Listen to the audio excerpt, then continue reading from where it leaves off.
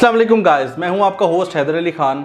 और आज जिस क्वेश्चन के बारे में मैं एक वीडियो बना रहा हूं वो क्वेश्चन ये है जो अक्सर मेरे दोस्त या मिलने वाले मुझसे करते हैं कि मैं दो सेल फ़ोन्स कैसे कैरी कर लेता हूं या इस्तेमाल कर लेता हूं, जबकि एक ही काफ़ी ज़्यादा आपको नॉर्मल रूटीन में तंग करता है या डिस्ट्रैक्ट करता है।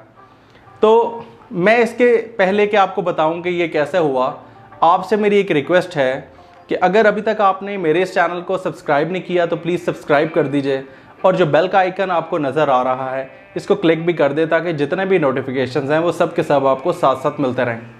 तो जी, मैं ये बात शुरू करूंगा एक स्टोरी टेलिंग के साथ, मतलब एक कहानी आपको छोटी सी सुनाऊंगा। मैं 8th क्लास में था जब मैंने अपना सबसे पहला सेलफ़ोन ख़रीदा। इस सेलफ़ोन का नाम था सोनी एरिक्सन, और सोनी एरिक्सन के उस ज़माने के फ़ोन्स में एक अच्छा फ़ोन था।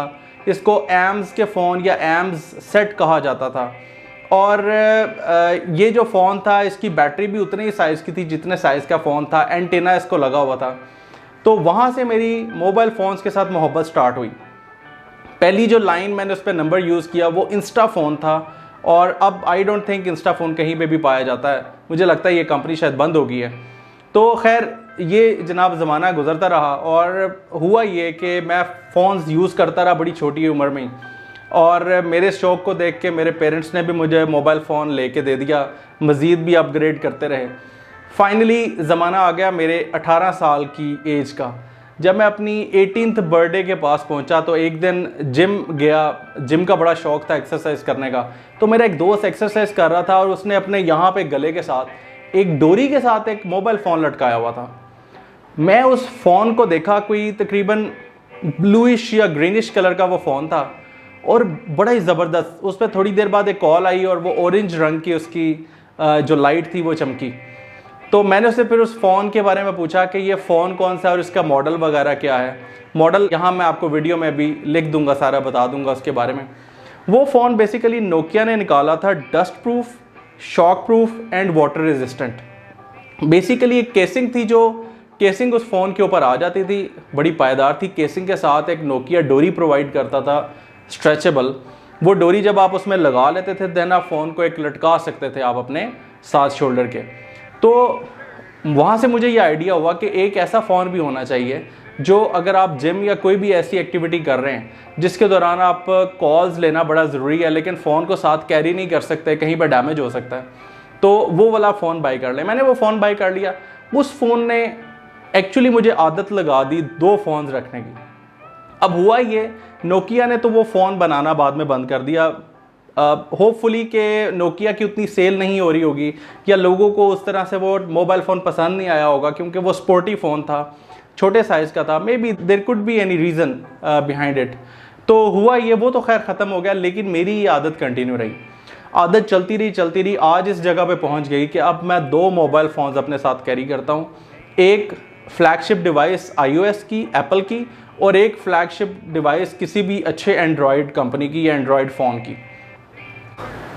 तो अगर जनाब मैं आपको इसके बेनिफिट्स के बारे में बताऊं कि मुझे क्या बेनिफिट्स हैं दो मोबाइल फ़ोन्स रखने के, तो सबसे पहली बात करूंगा मैं, पॉइंट नंबर 1, कि मेरी जो हॉबी थी एक्चुअली एज अ हॉबी मैंने सेकंड फ़ोन अपने साथ रखना शुरू किया था, वो हैबिट में कन्वर्ट हो गई और अब मैं उसके बगैर चल ही नहीं सकता। पॉइंट नंबर 2, बैटरी ड्रेनेज के इश्यूज़ मुझे नहीं होते, क्योंकि जितने भी स्मार्टफोन्स हैं आपको पता है कि सभी के सभी जल्दी ड्रेन कर देते हैं बैटरी को, जिसकी वजह से आपको अक्सर प्रॉब्लम होती है कि फ़ोन आपका बिल्कुल डेड होने वाला होता है। आप कहीं पे भी गए, आप सबसे पहले जाके कहते हैं जी मुझे कोई चार्जर प्लीज़ दीजिए फ़ोन का। तो बैटरी ड्रेनेज के इशू ख़त्म हो जाते हैं। एक फ़ोन की अगर बैटरी कम है, दूसरा फ़ोन आपको जो है इसमें फैसिलिटेट कर रहा होता है। ऑल दो 4000 mAh की बैटरीज आ गई हैं मार्केट में, बट स्टिल जितना ज़्यादा मोबाइल फ़ोन का इस्तेमाल बढ़ गया है उसके मुताबिक उतनी ज़्यादा बैटरी की कैपेसिटी हमारे पास नहीं है।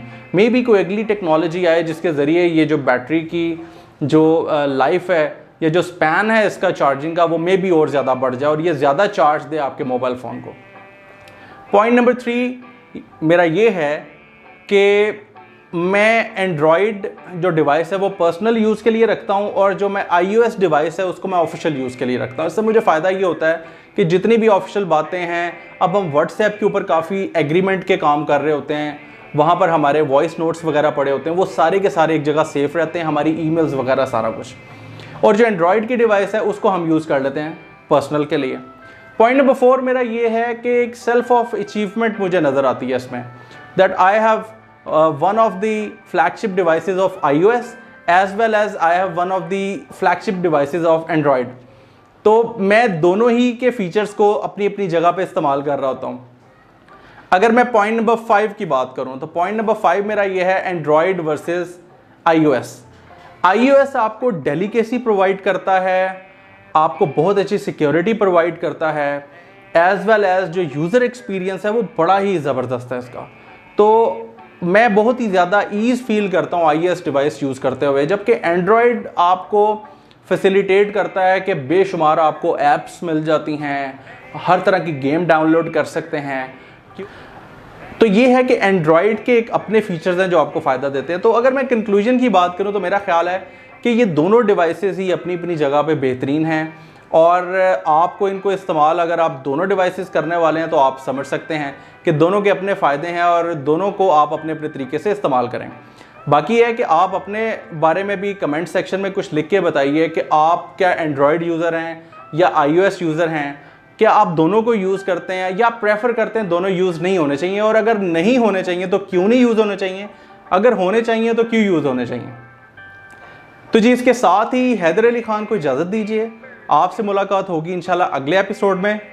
अल्लाह हाफिज़।